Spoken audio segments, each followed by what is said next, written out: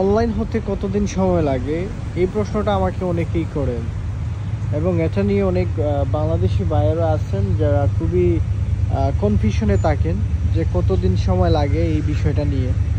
তো আমি আমার এই ভিডিওর মাধ্যমে আপনাদের সাথে এই বিষয়টা ক্লারিফাই করব।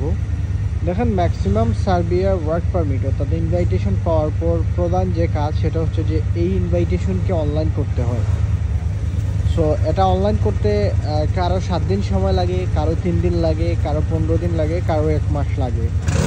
অনেক অনেক প্রশ্ন আমি ওইরকমও পাই, সেটা হচ্ছে যে আমার ইনভাইটেশন অর্থাৎ ওয়ার্ক পারমিট আসছে আজ 2 মাস, কিন্তু এখন পর্যন্ত অনলাইন হচ্ছে না।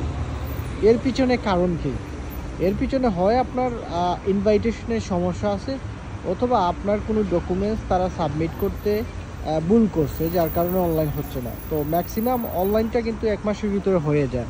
তো আশা করি বুঝতে পারছেন। সবাই শেয়ার করে দিবেন, এই বিষয়গুলো অন্যকে জানিয়ে দিবেন আর কি।